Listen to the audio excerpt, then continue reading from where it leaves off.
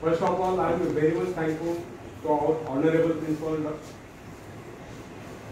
Baste sir, our Vice Principal Wagman, and their colleagues that they have given me an opportunity to deliver motivational speech to this SSC youth.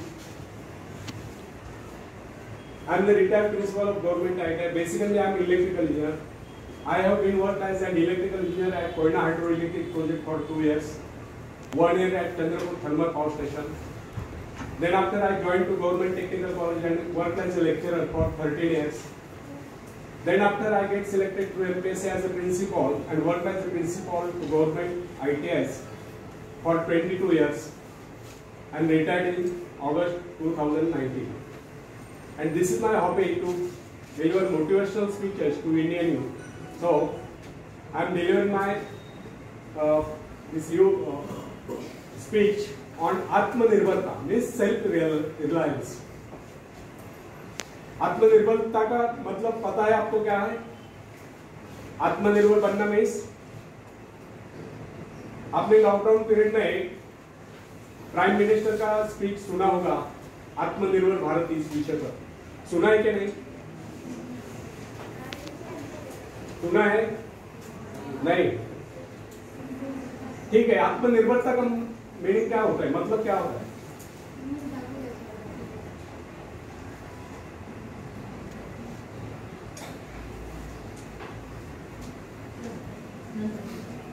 नहीं पता। भारत आत्मनिर्भर कैसा बन सकता है? आपको आत्मनिर्भरता का मतलब मालूम नहीं तो आत्मनिर्भर भारत कैसा बनेगा? आत्मनिर्भर बनना मीन्स इस पे उस पे डिपेंड न रहकर स्वयं पर निर्भर होना, इसे ही आत्मनिर्भरता कहते हैं। तो फ्रेंड्स, आत्मनिर्भर बनने की क्षमता वास्तव में हर व्यक्ति में होती है, परंतु बहुत ही कम कैसे होती है जिन्हें अपने ऊपर विश्वास हो।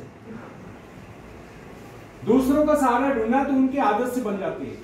यह बात हमें कभी नहीं भूलनी चाहिए। दूसरों के सहारे चलना तो बड़ा आसान है, किंतु इससे हमारी रही सही शक्ति क्षीण हो जाती है। मस्तिष्क और योग्यता, इनका जितना उपयोग किया जाएगा ये उतने बढ़ेंगे, इनका उतना ही विकास होगा। ये एक विडंबना है कि अपने आप कुछ करने की बात तो जैसे ही लोगों के मन में आती नहीं। कुछ लोग अपने आप एक ही काम करते रहते हैं और वही अपनी बदनसीबियों का रोना रोना या दूसरों के आसरा कर उनके गुणगान करना। ऐसे लोग जिन्हें सदा दूसरों के ही बल पर विश्वास होता है, वे केवल पिछलकों की संख्या पाकर निंदा के पात्र बने रहते हैं। ऐसे लोग अपनी आंतरिक शक्तियों का भी लाभ नहीं उठा पाते। फ्रेंड्स, यह न समझना आप यदि जन्मजात नेता नहीं है तो ऐसे लोग। जन्मजात कौन क्या होता है? कोई महान नहीं होता, कोई वैज्ञानिक नहीं होता है, बल्कि एक अबोध बालक जन्म के बाद अपने में ऐसी शक्ति पैदा करता है जिसके सहारे वो अपने व्यक्तित्व की एक अलग पहचान बना लेता है। इतिहास में ऐसे बहुत से लोग हुए जिनमें नेतृत्व करने की योग्यता नहीं, फिर भी वे अपने प्रयत्नों से और अपने परिश्रम से अपनी योग्यताओं का विकास करके महान नेता बने। नेता वही होता है जो किसी पर निर्भर न हो, जिसमें नेतृत्व करने की क्षमता हो, जो दूसरों के विचारों का सहारा लेना आवश्यक न समझता, उसमें स्वयं सोचने और अपने कार्यक्रमों को स्वयं निर्धारित या कारणित करने की क्षमता होती है। लोगों की संख्या बढ़ाकर भीड़ के बीच में चलना तो कोई बड़ी बात नहीं। बड़ी बात तो यह है कि लोगों के दिलों में अपना स्थान बना चाहे लोगों की संख्या कितनी कम क्यों न हो। ऐसे लोग वही होते जो आत्मविकास करके शक्तिशाली होते हैं। ऐसे लोग अपने भाग्य को बदल देते हैं, अपने साथ साथ दूसरों का भी भाग्य बदल देते हैं। आज के युग की विडंबना यह है, हर कोई किसी न किसी को सहारा ढूंढते नजर आता है। किसी को अपने धन का सहारा लेना पड़ता है तो किसी को अपने मित्र का, कुछ तो अपने वंश पर ही फूले नहीं समझ। ऐसे तो बहुत ही कम लोग होते जिन्हें अपने ऊपर पूरा विश्वास हो। दूसरों की शक्ति पर जीने वालों का एक मनोविज्ञान यह भी होता है कि ऐसे लोग सदैव किसी न किसी को दोषी ठहराकर अपना पक्ष बचाने के अवसर ढूंढा करते हैं। वास्तविकता यह है, इस प्रकार की आदत कायर प्रकृति की परिचायक है। आत्मनिर्भर बनिए, आत्मनिर्भर बनने की आदत डालिए। आदत का आरंभ उस समय होता है जब एक बच्चे को उसका पिता कोई विशेष कार्य करने को कहता है, तब वो संतुष्ट नहीं होता, लेकिन जब वो अपने ढंग से उसी कार्य को करता है और उसे पूरा करने के लिए संघर्ष कर विजय प्राप्त करता है, तो उसके चेहरे पर खुशियों की लहरें थिरकते नजर आते हैं। इस प्रकार की विजय की भावना उस बालक को शक्तिशाली बनने का एहसास दिलाती है। फ्रेंड्स, स्कूल की शिक्षा या कॉलेज की शिक्षा केवल व्यक्ति की व्यवहार कुशलता और योग्यताओं की वृद्धि नहीं करती, यह तो व्यक्ति के हाथ में औजार थमा देती है। इस औजार का सही इस्तेमाल करना आदमी को स्वयं ही सीखना पड़ता है। हेनरी वार्ड बीचर अपने समय के एक महान विचारक अपने बारे में कथा सुनाया करता था। जब मैं बच्चा था तब मुझे किसी तरह से आत्मविश्वास की शिक्षा दी। मुझे ब्लैक बोर्ड के पास भेजे जाता, मुझ में शंका और संदेह होने का रोग था। मेरे टीचर मुझे बार बार कहते इस पाठ का होश पर लेना। उनके स्वर में काफी क्रोध हुआ करता था। उनका यही कहना था कि हमें केवल प्रश्नों के उत्तर चाहिए। यद्यपि उन शिक्षकों का यह व्यवहार कठोर ही प्रतीत होता, किंतु इतने सारे बच्चों को सीधी राह पर लाने के लिए उनका यह व्यवहार उचित ही था। और इस व्यवहार का नतीजा था कि एक मास से भी कम समय में विधि ने मैं उन सभी सवालों के जवाब निकलने लगा जो मुझे सबसे कठिन लगते थे। एक दिन मुझे ब्लैक बोर्ड पर एक सवाल को हल करने को कहा। जैसे मैंने सवाल को हल किया, टीचर बड़े कठोर अंदाज में बोले बिल्कुल कर। अब मेरे पश्चात उन्होंने किसी दूसरे छात्र को बुलाकर उसी सवाल को हल करने को कहा। उसने उसी तरीके से सवाल को हल किया जिस तरीके से मैंने किया था। मेरा उसका जवाब एक था। फिर टीचर उसकी पीठ थपथपाकर बोले शाबाश, तू तो इस सवाल को हल करने में सफल हो गया। अब मुझसे रहा नहीं। मैंने तुरंत खड़े होकर पूछा, टीचर यदि इसका मेरा जवाब नहीं, सुलझाने का तरीका है, फिर आपने मुझे डांट कर गलत क्यों कहा? तब टीचर बोला यह बात तूने पहले क्यों नहीं कही जब मैंने तुझे गलत कहा? फ्रेंड्स, केवल पाठ को याद करने से कोई मतलब नहीं। हमारे भीतर यह दृढ़ विश्वास होना चाहिए कि जो कुछ हमने याद किया उसे कोई काट नहीं सकता। इसे ही आत्मविश्वास करते हैं। और जिनमें ये आत्मविश्वास होता है वही तर्क दे सकता है, वही बहस कर सकता है, नहीं चर्चा कर सकता है। लेकिन जिसे स्वयं अपने ऊपर ही विश्वास न हो वह क्या तर्क करे? उसके तो अच्छे कार्यों को भी अगर हमने गलत कहा तो उसे यही समझ लेना हो सकता है वो गलत हो। मनुष्य को भ्रम होता है कि अकेले काम करने से अच्छा किसी दूसरों की सहायता लेकर काम करना। लेकिन अपने ऊपर विश्वास करके पूरी लगन से अगर कार्य को किया जाए तो उसमें सफल होने की आशा दो गुनी हो जाती है।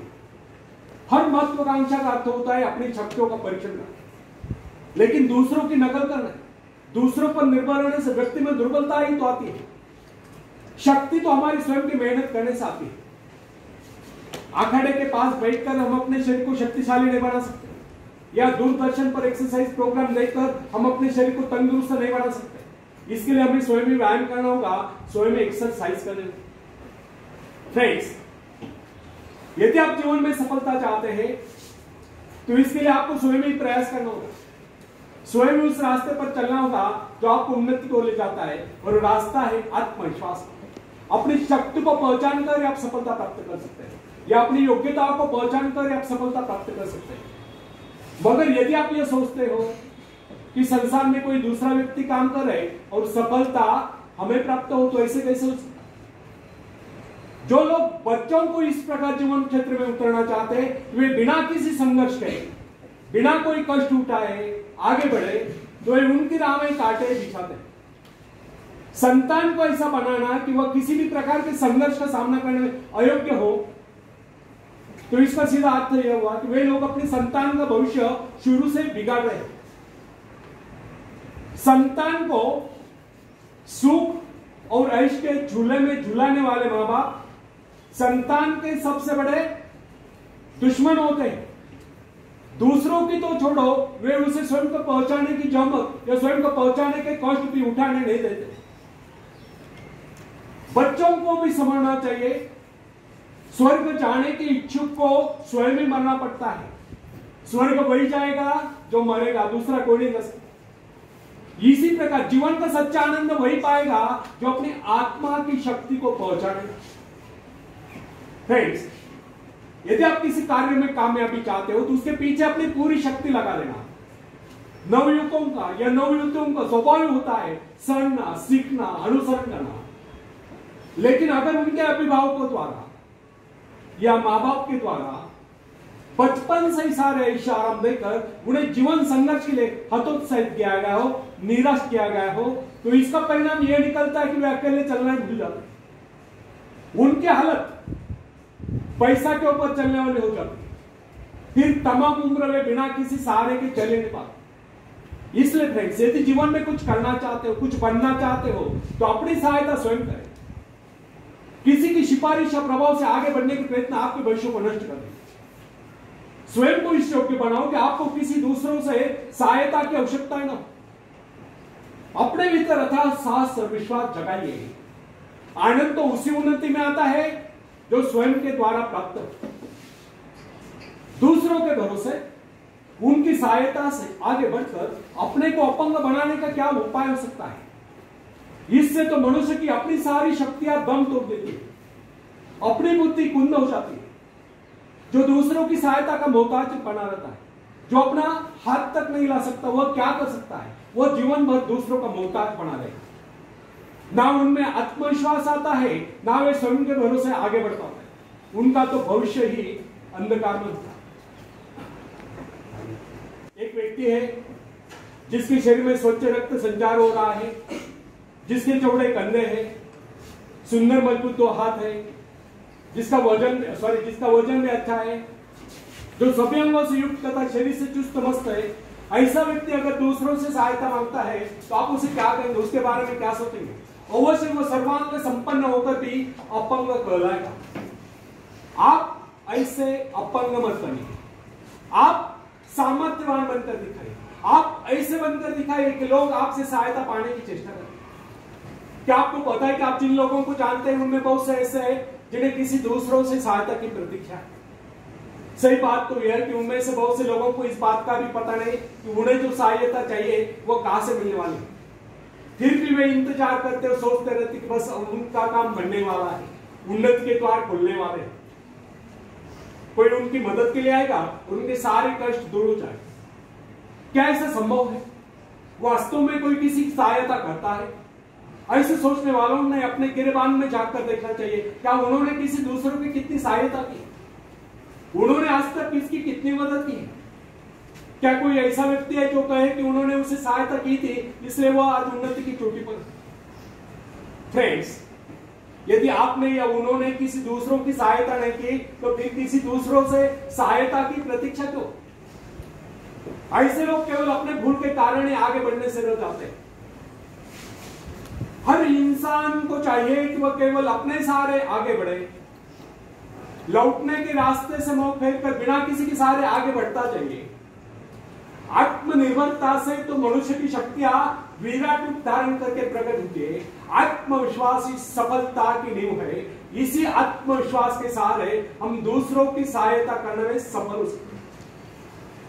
फ्रेंड्स, एक बहुत बड़े प्रबंधक एडमिनिस्ट्रेटर का कहना है, मैं अपने बेटे को ऐसी कंपनी में नियुक्त करना चाहता हूं जहां उसे कठिनाइयों का सामना करना पड़े, क्योंकि इससे उसकी सहन शक्ति और कुशलता विकसित हो। यदि मैं उसे अपने कंपनी में रखूंगा तो मेरे भरोसे बैठा रहेगा, हर निर्णय के लिए वो मेरा मुंह ताकता रहेगा, उसमें ठहरे हुए पानी की तरह सड़ांग उत्पन्न होगी। आप सभी जानते हैं, ठहरे हुए पानी पर मच्छर गुनगुनाते हैं तो बहते हुए पानी पर राजहंस तैरते हैं। कितने सुंदर विचार थे उसमें। अगर हर माँ बाप अपने पुत्र या पौत्र के लिए इस प्रकार के उच्च विचार रखते हैं तो वे अवश्य उनके भाग्य विधाता बन जाए। जो माँ बाप अपने बेटों या बेटियों को अधिक लाड प्यार से बिगाड़ देते कि बच्चा जब चाहे स्कूल जाए, जब चाहे छुट्टी कर ले, जब चाहे कॉलेज जाए, जब चाहे छुट्टी कर ले, जब चाहे काम पर जाए, जब चाहे छुट्टी कर ले, तो ऐसे बच्चे भविष्य में कुछ नहीं कर पाते, उनका तो भविष्य नष्ट होता है। अपनी शक्ति पर स्वयं ही भरोसा करना पड़ता है। अपने कार्य स्वयं करने वाले सफल होते हैं। इसी से मानव के चरित्र का निर्माण होता है। जिन बच्चों को यह पता हो जाता है कि वे अपने माँ बाप के सहारे जीवित रह सकते हैं, वे अपने बल पर कोई भी कार्य समर्थ होकर भी कर नहीं पाते, वे वैसी कोशिश भी नहीं करते, जबकि उन्हें समझना चाहिए कि माँ बाप तो सदा के लिए उनके आश्रयदाता नहीं बन पाएंगे। एक दिन तो ऐसा आने वाला है जब उन्हें अलग अलग जीवन बिताना ही पड़ेगा। तब ऐसे लोगों को भयंकर मुश्किलों का सामना करना पड़ता है। इसलिए फ्रेंड्स, यदि आरंभ से अपने कार्य स्वयं करने की आदत डाली जाए तो यह आदत आपके भविष्य के लिए बहुत लाभकारी सिद्ध होगी। जब चाहे शक्ति के सहारे आप जमीन पर पांव टिका कर आगे बढ़ सकते हैं। सफल वही होता है जो अपनी शक्ति पर भरोसा करता है। अपने काम स्वयं करने वाले सफल होते हैं, दूसरों के सहारे आगे बढ़ने वाले अक्सर भंवर में फंस जाया करते हैं। फ्रेंड्स, जिस नाव की पतवार आपके हाथ में नहीं, वह नाव आपको पार करा दे, इस बात की क्या गारंटी? आपका जीवन तो उसके हाथ में है जिसके हाथ में नाव की पतवार हो। वह चाहे तो आपको डुबो दे, चाहे पार करा दे। फ्रेंड्स, जब नदी में बाढ़ आती है तब जो साहसी है, जिसे अपने शक्तियों पर पूरा विश्वास है, वह तो तैर कर उस पार चला जाएगा। लेकिन जो डरपोक और कायर है, वह तो बीच मझधार में डूबकर अपनी जान दे देगा। सहायता पाना और सहायता की प्रतीक्षा करना, दोनों ही बातें प्रगति की राह में बाधा है। अतः हर युवक या युवती के लिए आवश्यक है कोई शुरू से ही अपने काम स्वयं करने की आदत डाले। अपने माँ बाप आदि लोगों की शक्ति से विश्वास रखाकर केवल अपनी शक्ति के बल पर आगे बढ़ने की कोशिश करें। जिस क्षण आप बाहरी सहायता लेना बंद कर देंगे, उसी क्षण आपके भीतर आत्मनिर्भरता का अंकुर फूटते हुए महसूस होने लगेगा। स्वयं कार्य करते समय यदि आप असफल भी हो जाते हैं तो बिना उस असफलता को घबराए तुरंत उस कमी की खोज कीजिए जिसके कारण आपको असफलता मिली, और जैसे आप उस कमी को खोज निकाले तुरंत उसे दूर करने के प्रयास में जुट जाए। आपका वास्तविक आदत तभी होगा जब आप एक सफल व्यक्ति के रूप में दुनिया के सामने हो। मगर यदि आप एक व्यक्ति के बाद दूसरे व्यक्ति के आगे हाथ फैलाना शुरू कर देंगे तो लोग आपको मंगता या भिखारी कहेंगे। अतः आपके प्रण करें कि आपको केवल अपने भरोसे जीना है, ना कि किसी की दया पर, क्योंकि बाहरी सहायता किसी किसी वक्त ही वरदान सिद्ध होती है, अधिकतर समय अभिशाप ही सिद्ध होती है। फ्रेंड्स, बाहरी सहायता मनुष्य की काम करने की गति को मंद करके शरीर में सुस्ती लाती है। आप ऐसे लोगों से मित्र कीजिए जो आपको जीवन में आगे बढ़ने की प्रेरणा दे। आगे कंटिन्यू करो। जिंदगी में रास्ते बना बनाए नहीं मिलते, जिंदगी में रास्ते बना बनाए नहीं मिलते, मंजिलें यूं ही नहीं मिलती यारो, उन्हें मेहनत से हासिल करना पड़ता है, उन्हें मेहनत से हासिल करना पड़ता है। धन्यवाद।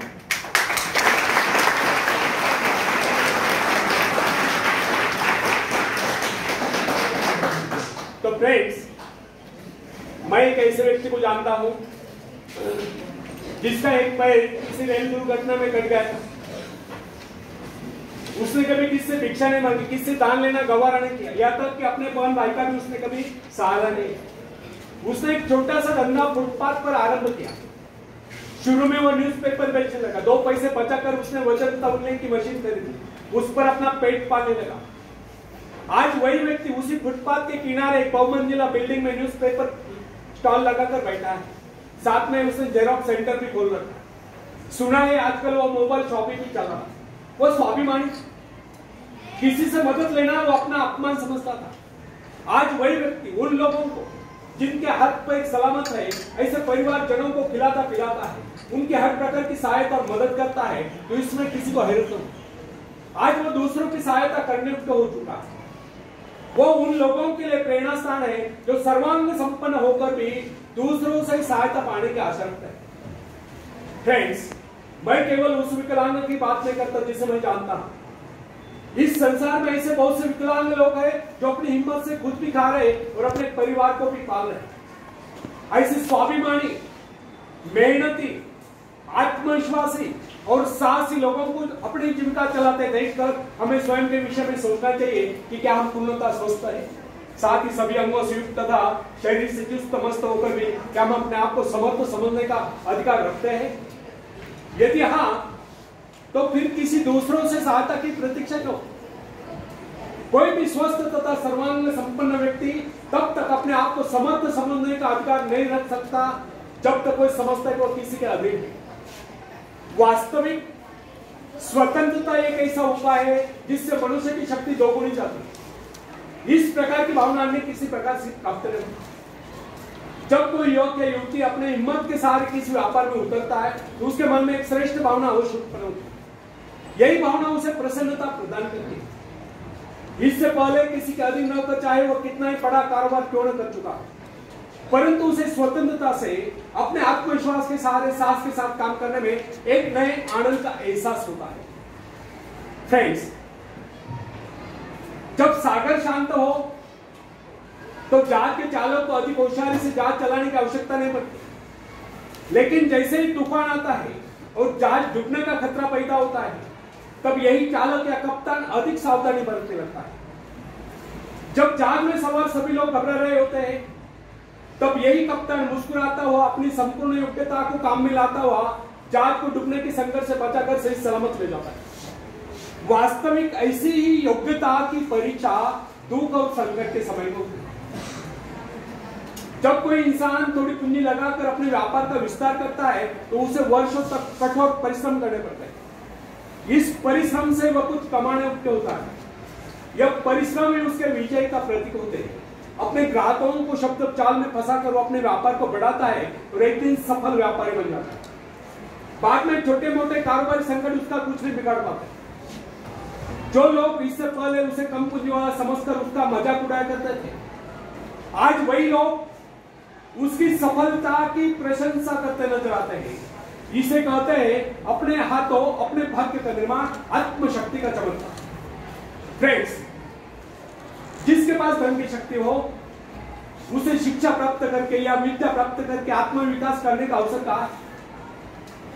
वह तो धन की शक्ति पर निर्भर कर ये सोचता रहता, मैं चाहूं तो विद्वानों को खरीद सकता। लेकिन फ्रेंड्स, जो विद्या प्राप्त करना सबसे जरूरी समझता है, वह रात रात भर अध्ययन करता रहता है, क्योंकि उसे पता है कि उसका कोई सहारा नहीं। सहारा बनेगा तो वह उसका अपना स्वयं का ज्ञान। जिस आदमी को पता हो जाता है कि उसे बाहरी सहायता मिलना बंद हो गया है, वो या तो अपने पांव पर खड़ा हो जाएगा या गिर जाएगा। वास्तविक उस समय उसे बहुत ही कठोर परिश्रम की आवश्यकता महसूस होती है। असफलता के कलंक से बचने के लिए उसे अपने व्यक्तित्व की रक्षा करनी चाहिए। ऐसे लोग अपने आत्मविश्वास की शक्ति के बल पर दिन रात कड़ी मेहनत करते हैं और सफल हो जाते हैं। फ्रेंड्स, जब मनुष्य पर संकट की घड़ी आ जाती है, जब वह किसी भी तरह से अपनी जीविका चलाने में असमर्थ हो जाता है, तब कोई विरला ही होता है जो सफलता प्राप्ति के लिए खून पसीना एक कर देता है, ताकि उसे असफलता का मोह न देखना। संकट काल में तो मनुष्य की बुद्धि का पता चलता है। कई बार ऐसे अवसर पर ऐसी सफलता मिलती है जिसकी मनुष्य ने सपने में भी आशा नहीं की। वह स्वयं सोचने लगता है कि मुझे इतनी सफलता कैसे मिली। वास्तविक ऐसी शक्ति हर इंसान के भीतर छुपी होती है, परंतु वह उसे पहचान नहीं पाता। जैसे वह संकटों से गिर जाता है, वैसी यह शक्ति बाहर निकलकर उसकी सहायता करने लगती है। जो काम इससे पहले वह संभव समझ रहा था, वही काम पूरे होने लगते हैं। इसका कारण यह है, जब मनुष्य का जीवन चारों ओर खतरों से गिर जाता है, तब उसे बाहर निकलने के लिए वह हाथ पैर मारना शुरू कर देता है, और इस संघर्ष से ही उसकी बुद्धि तेज हो जाती है। उसमें एक प्राकृतिक नैसर्गिक शक्ति आ जाती है। फ्रेंड्स, अपनी जरूरतों की पूर्ति के लिए संघर्ष करना हम सभी का कर्तव्य है। संघर्ष से ही तो हमें सफलताएं मिलती है। जिनमें संघर्ष करने की इच्छा ही न हो, वह तो असभ्य जंगली काल है। आवश्यकता तथा आवश्यक पदार्थों की दुर्लभता ही सदा से मानव जाति के विकास का कारण रही है। हर सभ्यता और संस्कृति का आधार श्रम और संघर्ष है। जो अपने लक्ष्य पाने में खो गए, वही कुछ नहीं सकते। कई वैज्ञानिक अपनी साधना में लीन होकर अपने लक्ष्य को पाने के संघर्ष में जूझते रहे। उनके परिवारजन अभावग्रस्त होकर भूखे मरते रहे, परंतु उन्होंने अपने उद्देश्य को प्राप्त करके चैन की सांस ली। जब उन्हें सफलताएं प्राप्त हुई, तो लोगों को उनके आविष्कार यानी कि शोध बहुत बड़े आश्चर्य से प्रतीत हुए। फ्रेंड्स, आवश्यकता ही आविष्कार की जननी, शोध की जननी है। यह जरूरत का ही कमाल है जिसने मानवीय सभ्यता को कहां से कहां पहुंचा दिया। अश्म युग से संगणक युग तक जरूरत ही लक्ष्य का निर्धारण करते हैं। इसे पाने के लिए वैज्ञानिक तथा शोधकर्ता जी जान से जुट जाते। मनुष्य की गुप्त शक्ति का पता उस समय चलता है जब कोई जरूरत आकर उसके सामने खड़ी होती है, उसकी पूर्ति के लिए संघर्ष करता है। मनुष्य की यह गुप्त शक्ति आपातकाल में प्रकट होती है। इसका सीधा अर्थ यह भाव, यदि मनुष्य को किसी वस्तु की आवश्यकता ही न हो, तो उसकी आंतरिक शक्ति का अंत हो जाए। बाहरी सहायता लेने से भी इस आंतरिक शक्ति को बाहर निकलने का अवसर नहीं मिलता। जो काम इस शक्ति द्वारा ले जाने वाला था, वही काम हम दूसरों की सहायता लेकर झटपट कर डालते हैं और पंगु तथा शक्तिहीन बने रहते हैं। इसलिए फ्रेंड्स हमें एक बात कदापि नहीं भूलनी चाहिए कि अपने मित्रों की सहायता लेने के बजाय या दूसरों की सहायता लेने के बजाय अपनी आंतरिक शक्तियों की सहायता लेना हमारे लिए अधिक उचित होगा, क्योंकि आत्मनिर्भरता एक ऐसी शक्ति है जो मित्रता यानी कि मित्रों से ली सहायता, प्रभाव यानी कि दूसरों का प्रभाव, धन संपत्ति, दामकरी काम, पैसे से लेवा हुआ काम, ऊंचा वंश यानी कि ऊंचे खानदान में जन्म को आए हुए व्यक्ति का सहारा लेना या बाहरी किसी भी प्रकार की सहायता, इन सब की सामूहिक शक्ति से ही शक्तिशाली होती है। इन शॉर्ट, आत्मनिर्भरता एक ऐसी शक्ति है जो मित्रता, प्रभाव, धन संपत्ति, ऊंचा वंश या बाहरी किसी भी प्रकार की सहायता, इन सब की सामूहिक शक्ति से ही शक्तिशाली होती है। आत्मनिर्भरता की सहायता लेकर मनुष्य भीषण से भीषण बाधाओं को भी पार कर जाता है, भयंकर कठिनाइयों पर भी विजय प्राप्त करता है, बड़े से बड़े आविष्कार यानी की शोध करने में भी सफल हो जाता है। इंसानी गुणों में सबसे अधिक शक्ति आत्मनिर्भरता की है। जो इंसान अपने सहारे जीता है, जो अपने बल पर चलता है, जो अपने लक्ष्य पर चट्टान के भांति डटा हुआ है, जो बाधाओं को सामने देखकर जरा भी विचलित नहीं हुआ, जिसे अपनी कार्य कुशलता और कर्म शक्ति पर पूरा विश्वास है, वही सफल होता है। सत्य, पवित्रता, सुंदरता पर प्यार करना मनुष्य का स्वभाव है। जो व्यक्ति मौलिक विचारों के बल पर जीता है, जिसके कुछ सिद्धांत हैं जिन पर वह आरूढ़ रहता है, जो अपने वसूलों पर दूरता से काम है, लोग उसे आश्चर्य से देखते हैं, उसके अनुयायी यानी कि शिष्य बनने का प्रयत्न करते हैं, क्योंकि लोगों के दृष्टि में वो महान। फ्रेंड्स, यदि आप भी महान बनना चाहते हो तो अपनी शक्तियों को पहचानो। ईश्वर ने जो शक्ति आपको प्रदान की है वो आपके भीतर छुपी हुई है, उसे जगाकर बाहर लाओ।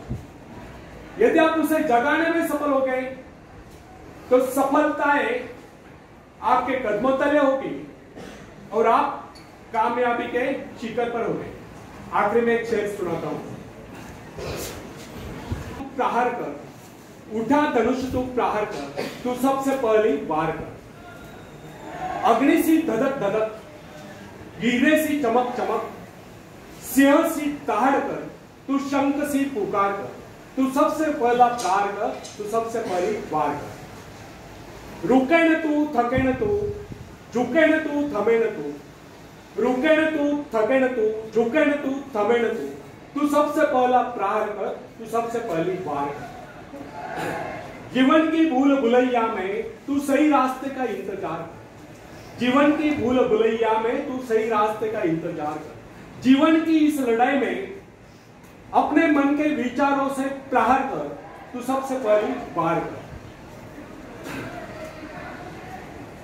स्थिति कैसी भी गंभीर हो, स्थिति कैसी भी गंभीर हो, रास्ते कैसे भी खतरनाक हो, तू अपने हौसलों की उड़ान से अपनी मुश्किलों पर प्रहार कर, तू सबसे पहला प्रहार कर, तू सबसे पहली वार कर। अपने आत्मविश्वास की ऊंचाइयों से अपने जीवन की सारी समस्याओं पर वार कर, तू सबसे पहला प्रहार कर, तू सबसे पहली वार कर। तू था कमाल, तू है कमाल, तू था कमाल, तू है कमाल, बस भटक गया था राह में, अब संभल गया है, अब संभल गया है तो थाम तलवार और रख दे चुनौतियों को काट कर।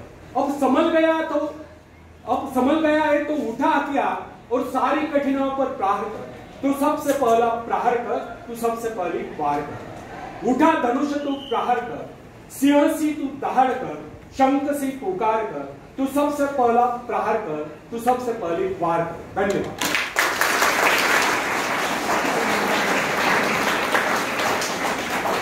काही विचार तुम्हाला शेअर करतो फक्त तुमच्या जीवनामध्ये कलाटी मिळावी यासाठी। तर विवेकानंदांचं एक स्लोगन आहे, एक सुविचार आहे युवकांसाठी। युवकांसाठी खूप अनमोल विचार त्यांचे आहे, तुम्हाला युट्यूबवर सर्च करून तुम्हाला ते शोधता येतील, ते पण वाचा आणि त्यातून प्रेरणा घ्या। तर एक सुविचार आहे, arise, awake and stop not till the goal is reach. उठा, जागे व्हा आणि तोपर्यंत थांबू नका जोपर्यंत तुम्ही तुमचं ध्येय गाठत नाही। अथक परिश्रम करा, मेहनत करा आणि तुमचं ध्येय साध्य करा। विवेकानंदांनी हे पण सांगितलं हे विश्व एक व्यायामशाळा आहे आणि आपण सर्व इथे कायसाठी आलो आहोत? कायसाठी आलो आहोत? व्यायामशाळेत कशासाठी तो व्यायाम करणे. आता त्यांचं सांगण्याचा उद्देश हा नाही की आपण सर्वांना मल्ल व्हायचंय.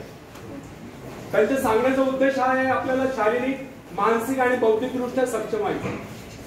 मग शारीरिकदृष्ट्या सक्षम होण्यासाठी सकाळी उठल्यापासून रात्री झोपेपर्यंत दिवसभरात ज्या ज्या शारीरिक श्रम करण्याची संधी आहे त्या संधीचं सोनं करा, अथक परिश्रम करा, मेहनत करा, श्रम करा, शारीरिक श्रम करा आणि तुमच्या शारीरिक क्षमता विकसित करा. त्यांना काहीच काम नसेल, खूप लाडाकोडात वाढले नसतील, त्यांना काहीच काम नसेल किंवा काम करण्याची लाज असेल तर त्यांच्यासाठी सुद्धा सांगतो तुम्ही लवकर उठा, सकाळी जॉगिंग करा, रनिंग करा, सायकलिंग करा, स्विमिंग करा, व्यायामशाळेत जा, योगासनं करा, प्राणायाम करा किंवा जिम लावा, काय करायचं ते करा. पण दिवसातून एकदा तरी शरीरातून घाम निथळला पाहिजे. एवढे शारीरिक श्रम प्रत्येकाने रोज केले पाहिजे. अलग लक्षात, फक्त 1-2 दिवस करायचे असं नाही, रोज शरीरातून घाम निथळेल एवढे शारीरिक श्रम आपले झाले पाहिजे. त्यातून तुम्ही शारीरिकदृष्ट्या तंदुरुस्त राहाल आणि कोविड सारख्या या जागतिक बिमारीला तुम्ही तोंड देऊ शकता. मानसिकदृष्ट्या सक्षम होण्यासाठी आपल्या भावनांवरती, आपल्या इंद्रियांवरती, आपल्या मनावरती ताबा असला पाहिजे. सर्वात महत्वाचं आपल्या विकारांवरती ताबा असला पाहिजे. विकार कोणते थोडक्यात सांगतो? काम, कामना, इच्छा, क्रोध, लोभ, मोह, मत्सर, द्वेष, आळस, नैराश्य, उदासी या विकारांना मनातून हद्दपार करा. नेहमी आनंदी राहा, उत्साही राहा, कार्यतत्पर राहा, स्वतःला चांगल्या कामामध्ये व्यस्त ठेवा. चांगले विचार आत्मसात करा, त्या विचारांना अंकुरित करा, कृतीत आणा, आचरणात आणा. ईश्वराने आपल्या सर्वांना उदंड आयुष्य दिलेलं आहे. या संपूर्ण आयुष्यातला फक्त एकच क्षण आपल्या हातात आहे. गेला तो भूतकाळ, इतिहास जमा झाला, येणारा भविष्यकाळ आपल्याला माहिती नाही. वर्तमानातला प्रत्येक क्षण तुम्ही कसा विचार करतात, त्या विचाराप्रमाणे कशी कृती करतात, त्या विचाराप्रमाणे कसं आचरण करतात, त्यावर मात्र तुमचा भविष्यकाळ अवलंबून आहे. त्यामुळे नेहमी चांगले विचार आत्मसात करा आणि त्या विचारांप्रमाणे आचरण. विवेकानंद हे पण सांगितले, तुम्ही जसा विचार करतात तसे तुम्ही घडता. तुमच्या विचारांप्रमाणेच तुम्ही असतात. त्यामुळे नेहमी चांगले विचार मनामध्ये ठेवा, चांगल्या विचारांना आत्मसात करा आणि त्याप्रमाणे आचरण करा. त्यातून तुमच्या मानसिक क्षमता विकसित होतील आणि बौद्धिकदृष्ट्या सक्षम होण्यासाठीच आपण सर्व बालपणापासून काय करत आहात? काय करता? इथे येऊन शिक्षण घेता. तर शिक्षण घेत असताना, विद्यार्जन करत असताना विवेकानंदांनी सांगितल्याप्रमाणे एका वेळेस मनामध्ये एकच विचार चालू असला पाहिजे. म्हणजे इथे आता मी जसं व्याख्यान देतो आणि तुम्ही सर्व एकाग्रतेने ऐकताय, तसंच वर्गामध्ये ज्यावेळेस शिक्षक शिकवत असतील त्यावेळेस एकाग्रतेने ते ऐकायचं. ते काय समजून सांगतायत त्याचं एक चित्र मनामध्ये उभं